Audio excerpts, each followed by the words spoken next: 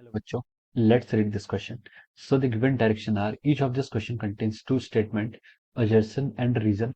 Each of this question also has four alternative choices, only one of which is the correct answer.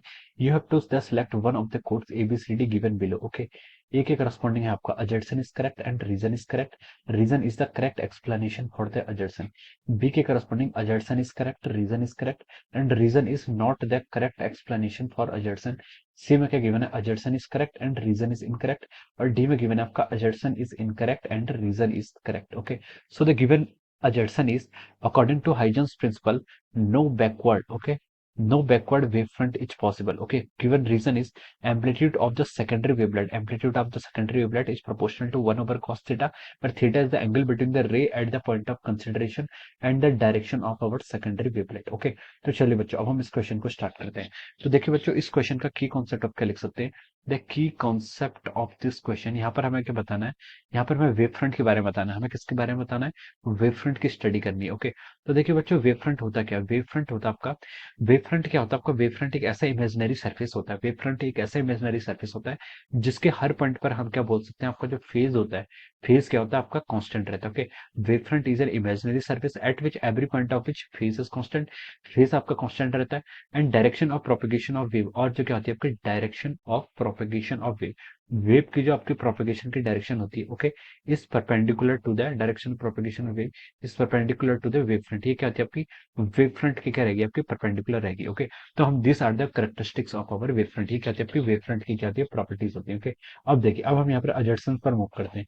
अजर्सन में देखिए हमें question में क्या given किया है, अजर्सन ने बोला कि आपसे according to Huygens principle no backward wave front is possible. Okay, तो ये आपका स्टेटमेंट क्या है, बिल्कुल करेक्ट है. हाइगन्स प्रिंसिपल के अकॉर्डिंग क्या होता है आपका, कोई भी क्या होता है आपका no backward wave front is possible, कोई भी आपका बैकवर्ड वेव फ्रंट क्या होता है, पॉसिबल नहीं होता. ओके, तो देखिए इससे हम ऐसा समझ सकते हैं जैसा आपका कोई पॉइंट सोर्स है, इसके कारण मान लीजिए this are the wave front, ये आपके वेव फ्रंट. ओके, ये वेव फ्रंट देखिए आपके क्या होंगे, हर डायरेक्शन में होंगे. ओके, लेकिन हम यहाँ पर वही कंसिडर कर रहे हैं जिसके अबाउट हमें मान लीजिए इस पॉइंट पी पर स्टडी करना है, तो हम इसके लिए वेव फ्रंट ये बनाएंगे. हमें इस पॉइंट क्यू के लिए स्टडी करना है, तो इसके लिए आपका वेव फ्रंट क्या होगा, कोई ये होगा. ओके, तो वेव फ्रंट को हम ऐसे ड्रॉ कर सकते हैं. वेव फ्रंट का देखिए हर पॉइंट पर आपका फेज कांस्टेंट होता है और परपेंडिकुलर होते हैं किसके, डायरेक्शन ऑफ प्रोपेगेशन के. क्या है देखिए आपके यहाँ से हम बोल सकते हैं कि these are perpendicular to the direction of propagation. Okay, तो यहाँ पर ये आपका वेव फ्रंट हो जाता है. ओके, बैकवर्ड डायरेक्शन में वेव फ्रंट पॉसिबल नहीं होता. क्यों नहीं होता, देखिए बैकवर्ड डायरेक्शन में जो आपका एम्पलीट्यूड होता है आपके 1 ओवर कॉस थीटा के डिफरेंस आता है. ओके, जो आपका क्या होता है सेकेंडरी वेवलेट होता है वो आपका 1 ओवर कॉस थीटा के क्या आता है यहाँ पर डिफरेंस आता है. ओके,